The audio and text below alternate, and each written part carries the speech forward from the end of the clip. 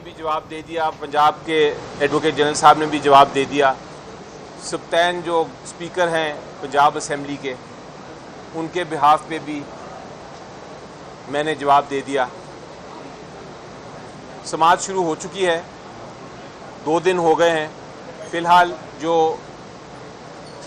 Election commission of Pakistan کے وکیل صاحب ہیں وہ یہ بحث کر رہے ہیں کہ کیا دائرہ اختیار ہے ریویو پٹیشن کا, ریویو پٹیشن میں کیا آپ کیا چیلنج کر سکتے ہیں, کیا آپ نظر ثانی کی جو سکوپ ہے وہ قانونی طور پہ کیا ہے. تو یہ ساری ٹیکنیکل بحث ہو رہی ہے فی الحال.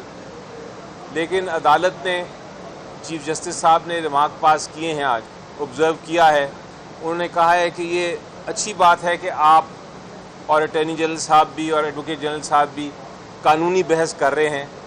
اس سے پہلے تو جو ہوتا رہا ہے وہ ارتھمیٹک ہی ہوتی رہی ہے کہ 7 ممبر ججز یا 5 ممبر بینچ تھا یا 3 ممبر بینچ کا فیصلہ تھا.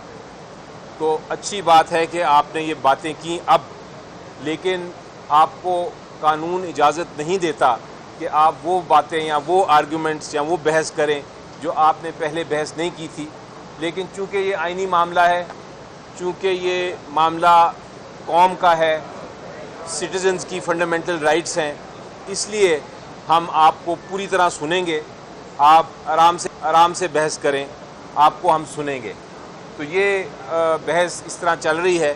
ابھی کل بھی دن بحث کا ہے اور اس کے بعد یقینی طور پہ جب وہ ختم کریں گے الیکشن کمیشن آف پاکستان کے وکیل تو اٹارنی جنرل صاحب اور ایڈوکیٹ جنرل صاحب بھی بحث کریں گے. پھر ہمیں موقع ملے گا کہ ہم اپنی موقف پیش کریں. اچھا یہ بتائیے گا سر, علی ظفر صاحب کہ آج ہی ڈیولپمنٹ ہوئی ہے, حکومت کی طرف سے یہ نقطہ سامنے آیا ہے کہ تحریک انصاف پر پابندی لگانے کا سوچا جا رہا ہے.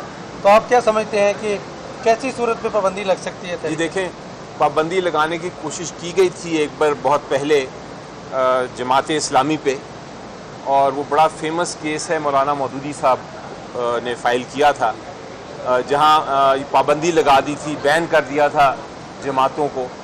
تو وہ سپریم کورٹ نے کہا تھا کہ آپ بین نہیں کر سکتے, یہ ایک بنیادی حق ہے ہر ایک کا کہ پولیٹیکل پارٹی بنائے.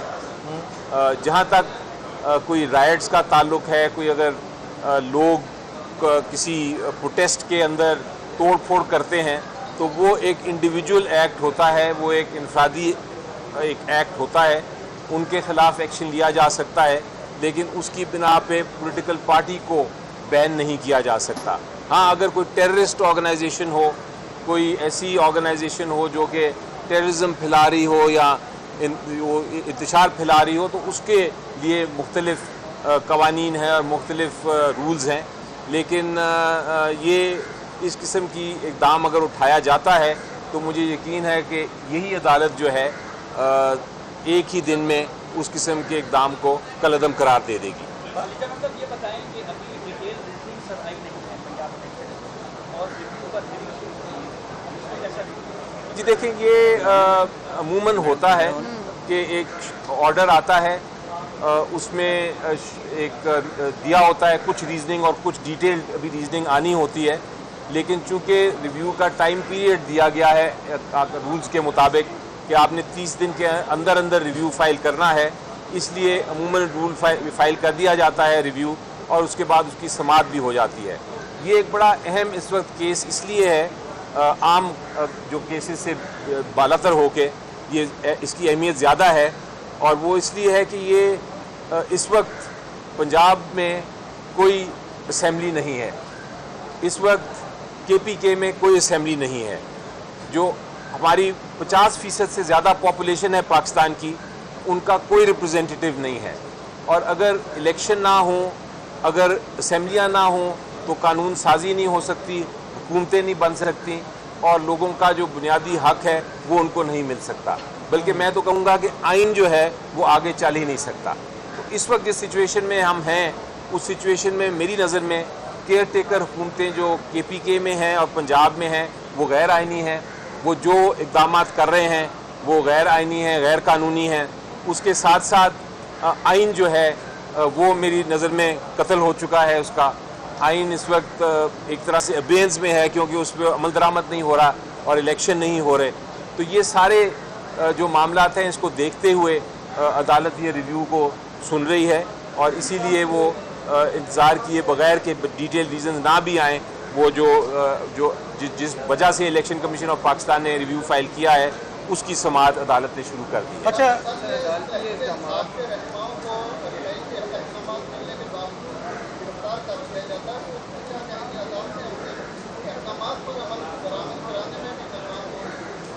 جی دیکھیں یہ تو نظر آ رہا ہے کہ عدالتیں چھوڑتی ہیں, عدالتیں بیل گرانٹ کرتی ہیں, لیکن ابھی آپ نکلتے بھی نہیں کورٹ روم سے باہر تو آپ کو دوبارہ کسی اور کیس میں اریسٹ کر لیا جاتا ہے, یا آپ جیل سے بھی رہا ہو کے دروازے سے ہی باہر نکلتے ہیں تو دوسرے دروازے سے آپ کو اریسٹ کر کے اندر لے کے چلا جاتے ہیں وہ. تو یہ ایک آئین شکنی ہے, یہ ایک لا, یہ ایک ایسا سچویشن ہے جس کو میں کہتا ہوں کہ انارکی ہے, یعنی کہ اس وقت کوئی قانون امپلیمنٹ نہیں ہو رہا ادھر اس ملک میں, اور یہ چیز درست نہیں. اس پہ بھی بہرحال ایکشن تو لے گی عدالت الٹیمیٹلی. ابھی پٹیشنیں فائل ہو رہی ہیں اور ایک اور پٹیشن بھی ادھر فائل ہوئی ہے جس میں اس قسم کی ہی استدعا کی گئی ہے کہ یہ جو اقدامات ہیں اور جو کام ہو رہا ہے اور جس طرح کارروائی ہو رہی ہے لوگوں کو اریسٹ کرنے کی, یہ اس سے لوگوں کا عدالتوں سے امپلیمنٹیشن جب نہ ہو تو عدالتوں سے بھی ایک طرح سے وہ اتر جائے اعتماد. یہ نہیں ہونا چاہیے کسی ملک میں. اچھا علی ظفر صاحب یہ بتائیے گا کہ اگر جیسے واقعات ہوئے حالیہ, اگر پارلیمنٹ پابندی لگاتی ہے جیسے کہ ابھی توہین پارلیمنٹ کا قانون بھی ہے, تو ایسی صورت میں عدالت اس فیصلے میں کو عدالت میں چیلنج کیا جا سکتا ہے, جبکہ اگر پارلیمنٹ کا یہ فیصلہ ہو اور پابندی لگانے کا طریقہ کار کیا ہوتا ہے سیاسی جماعتوں میں؟ جی دیکھیں جہاں تک پارلیمنٹ کا سوال ہے, ان کی قانون تو ایک بل کے صورت میں تو آیا ہے کنٹیمپٹ آف کورٹ کا, لیکن میری نظر میں وہ ذرا مشکل قانون ہے. وہ آرٹیکل 17 اور جو ہمارے بنیادی حقوق ہیں آئین میں جن کا ذکر ہے ان کے خلاف لگتے ہیں پرائما فیشا, اور ہو سکتا ہے کہ وہ بھی کل کو چیلنج ہوں اور وہ کل عدم قرار دے دیں. میں ایک چیز میں ذکر ضرور کرنا چاہوں گا, ایک کنفیوژن ہے بہت سارے لوگوں کو اور پارلیمنٹیرینز کو بھی. ان کا خیال ہے کہ پارلیمنٹ جو بھی قانون بنائے عدالت کا کوئی اختیار نہیں کہ اس قانون کو وہ کالعدم قرار دے, لیکن ایسی بات نہیں, بلکہ آئین خود ہی کہتا ہے کہ اگر پارلیمنٹ آئین کے خلاف کوئی قانون بنائے گا تو پھر وہ عدالت جو ہے وہ اس کو کالعدم قرار دے سکتی ہے. اور جب سے پاکستان بنا ہے تب سے ہزاروں قوانین ہیں جن کو عدالتوں میں چیلنج ہوئے اور عدالتوں نے ان کو کالعدم قرار دیا اسی بیسس پہ. تو یہ کوئی اس کو آپ پارلیمنٹ کا یا عدالتوں کا تصادم نہ سمجھیں, یہ ایک روٹین میٹر ہے اور آئین کے بالکل عین مطابق ہے. عدالتیں اپنے فیصلے منوانے پر ناکام نظر آتی ہیں. سپریم کورٹ سمیت چیف جسٹس صاحب کے فیصلے کو ہوا میں اڑا دیے گئے. اس کو مد نظر رکھتے ہوئے چیف جسٹس یا سپریم کورٹ میں آپ کو کوئی غم و غصہ نظر آتا ہے؟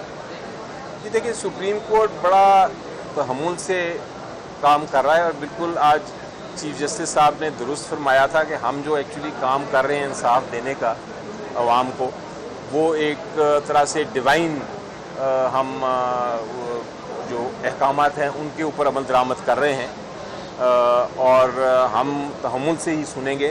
ہم اپنے آپ کو نہ تو قوت برداشت دکھاتے ہوئے نہ تو ہم اپنے آپ کو غصہ دلوائیں گے, نہ ہم کسی سے ناراض ہوں گے.